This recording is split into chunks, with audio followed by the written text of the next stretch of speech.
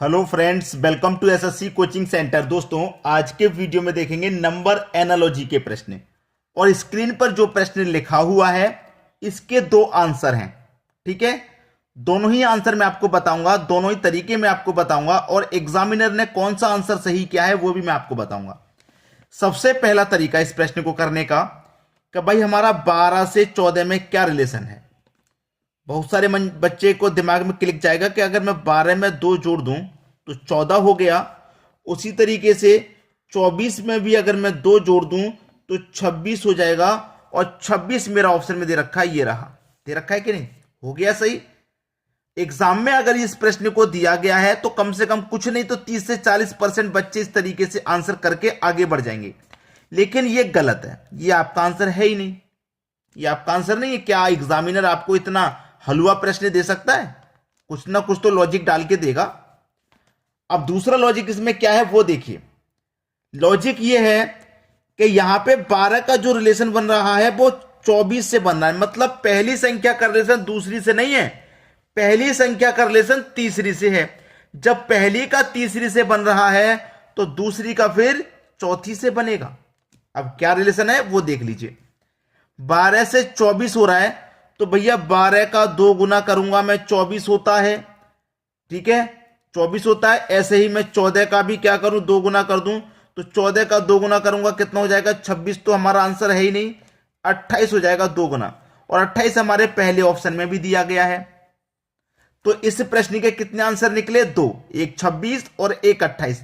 लेकिन कोई भी बच्चा पहली संख्या से तीसरी संख्या की तरफ नहीं बढ़ा, जबकि नंबर एनालॉजी का लॉजिक है, नियम है कि अगर पहली संख्या का रिलेशन दूसरी से ना बने तो पहली संख्या का रिलेशन आप तीसरी से बना लीजिए, अगर बनता है तो।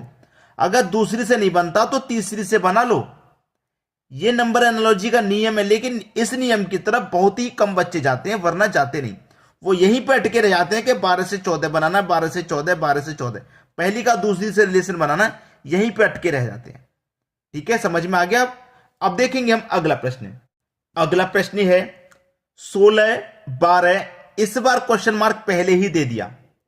अगर मैं यहां पे ये देखूं कि 16 से 12 मेरा कैसे बन पा रहा है, तो अगर मैं 16 में से 4 घटा दूंगा 12 हो जाएगा। यहां पे भी 4 घटाऊंगा, पहली में से 4 घटाया है तो यहां भी मैं पहली में से 4 घटाऊंगा। तो 4 घटाऊंगा तो इसका मतलब 48 कब बचेगा? 52 होना चाहिए यहां पे, तभी तो 4 घटाने पर 48 होगा। तो 52 तो ऑप्शन में भी नहीं है। कोई बात नहीं, जब नहीं है तो एक तरीका और हो सकता है कि यहां पे मेरे पास क्या है 16। तो 16 क्या होता है भैया? 4 का स्क्वायर, और 4 के स्क्वायर में से 4 को ही माइनस कर दें तो 4 का स्क्वायर 16 और माइनस में 4 को ही कर दूंगा तो मेरे पास 12 बचेगा। ऐसे ही मैं यहां पे किसी संख्या का स्क्वायर करूं, स्क्वायर रहेगा, और उसी संख्या को माइनस कर दूंगा तो ये वाली संख्या आ जाएगी। ठीक है, लेकिन कौन सी संख्या होगी यहां पे? स्क्वायर में होनी चाहिए, क्योंकि ये तो 4 के स्क्वायर में है 16। यहां पे भी कोई संख्या स्क्वायर में होनी चाहिए, लेकिन मैं यहां पे जब चेक करूंगा तो एक ऑप्शन मुझे दिखाई दे रहा है 64, 64 जो कि स्क्वायर में होता है। 8 का स्क्वायर 64। अब मैंने 4 का स्क्वायर किया, 4 को ही घटाया, 8 का स्क्वायर करूंगा, 8 को ही घटा दूंगा तो 64 में से 8 घटाऊंगा 56 होता है। यहां तो 48 दिया गया।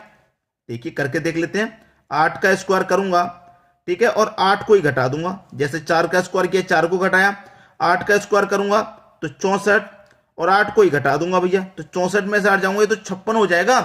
आ रहा है 48। तो भैया ये भी सही नहीं है। इस तरीके से अगर ये सही भी है तो लॉजिक सही नहीं है, लॉजिक सही नहीं है भाई। अब देखिए इसका लॉजिक क्या है।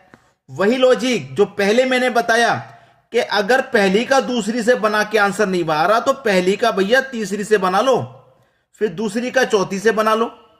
ठीक है, अब मैं 12 का 48 से बनाऊं, क्योंकि यहां पे तो पहले ही क्वेश्चन मार्क है, तो 16 का तो क्वेश्चन मार्क से बनेगा नहीं, पहले इनका बना लो। 12 से 48 कैसे होगा? अगर मैं 12 का गुना 4 से करूं तो 48। अब यहां गुना 4 किया तो भाई यहां पे भी गुना 4 करो, 16 चौके 64 होता है। यहां पे आ जाएगा 64, यानी कि सी ऑप्शन बिल्कुल सही। ऑप्शन सी सही है, लेकिन इस लॉजिक से सही नहीं हो रहा है, ये इस वाले लॉजिक से सही हो रहा है। तो आसानी से समझ में आ गया। अब देखेंगे अगला प्रश्न। अगला प्रश्न है a अनुपात b बराबर 3 अनुपात 5 वह V अनुपाती C बराबर 4:7 है, तो ए बी सी बराबर क्या होगा? ए बी सी का मान निकालना, ए बी और सी का मान हमें निकालना है। ठीक है, ए का अनुपात कितना है 3, तो 1 के नीचे ए का मान, बी का 5 है तो बी के नीचे बी का मान। अब आगे देखेंगे तो बी का एक और मान दे रखा है 4, तो बी के नीचे ही बी का दूसरा मान लिखेंगे जो 4 दे रखा है। ठीक है, अब देखिए सी का मान कितना है 7, तो सी के नीचे सी का मान आएगा, लेकिन दूसरी लाइन जब चालू हो गई है तो इसके सामने आएगा 7। ठीक है, हो गया। अब ये खाली जगह बची और एक ये, जब ये खाली जगह बची है तो इसके बराबर वाली संख्या उतार दो 5, ये खाली जगह है इसके बराबर वाली उतार दो 4। आप कहेंगे सर बराबर में 3 भी है तो हमने 4 ही क्यों उतारा? ठीक है, तो हम इस वाले तरीके से उतारते हैं कि हमारा सही होता है, लंबवत हमारा ये गलत तरीका होता है। ठीक है, 36 वाला हमारा सही तरीका होता है, 36 वाली संख्या में उतारते हैं। अब देखिए 3 चौके 12, 5 चौके 20, 5 सत्ते 35, ये आ गया हमारा एबीसी का मान। अगर ये किसी संख्या से कट सकता है तो काटेंगे, नहीं कटेगा तो छोड़ देंगे। 2 से भी मैं कोशिश करूंगा तो 35 नहीं कटेगा, 3 से भी कोशिश करूंगा तो 20 नहीं कटेगा। तो इसका मतलब 20, 12, 20 और 35 यही हमारे प्रश्न का सही जवाब है। क्लियर सभी को? आ गया समझ में? अब देखेंगे अगला प्रश्न। अगला प्रश्न है, यदि ए अनुपात बी बराबर 5/6 भाग बी अनुपात सी का 3/4 भाग व सी अनुपात डी का 9/14 हो, तो ए अनुपात बी अनुपात सी अनुपात डी किसके बराबर है? हमसे पूछा ए बी सी और डी का मान। ठीक है, इसका हमसे मान पूछा जा रहा है। अब देखिए ए अनुपात बी बराबर 5/6, तो इसका मतलब क्या है? अनुपात का मतलब बटा होता है, आपको अच्छे से मालूम है। तो ए का मान हो जाएगा 5 और बी का हो जाएगा 6। ए का मान 5 और बी का हो गया 6।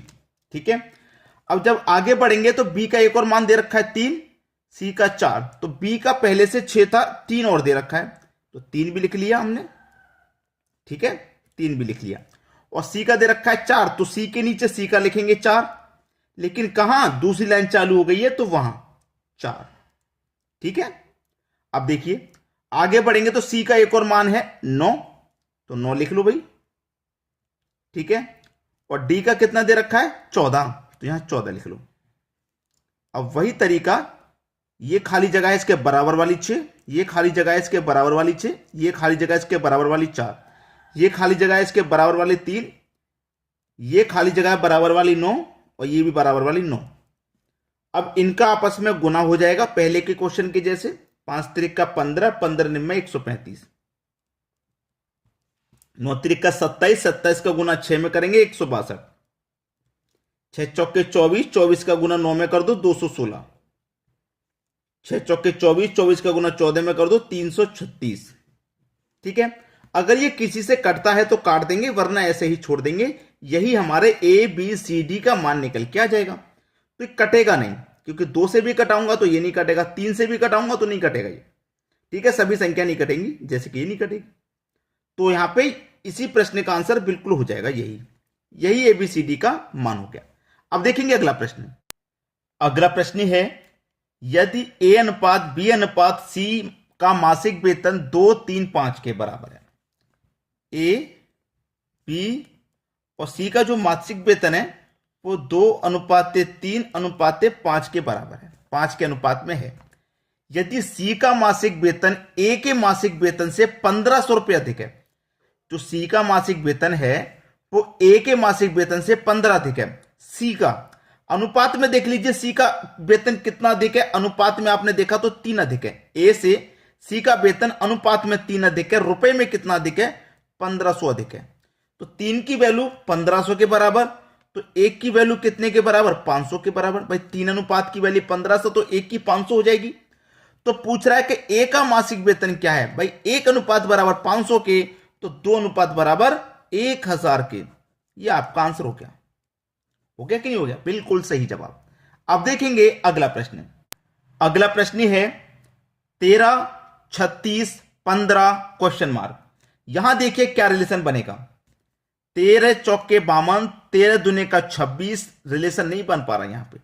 अगर मैं 13 में 2 जोड़ दूंगा 15, 36 में 2 जोड़ दूंगा 38 भी ऑप्शन में इस तरीके से नहीं है। ध्यान से देखना, प्रश्न बहुत लाजवाब है। अगर मैं इस 13 को बनाना है तो 9 और 4 को जोड़ूंगा 13 बनेगा, और इन्हीं 9 और 4 का आपस में गुना करके 36 बनेगा। जिन दोनों को जोड़ के 13 बना उन्हीं दोनों को जोड़ के 36 बनेगा। अब जिन दोनों संख्याओं को जोड़ के 15 बनेगा उन्हीं को जोड़ के यहां पे संख्या बनेगी। 15 किन किन संख्याओं से मिलकर बन जाएगा? 8 और 7 15।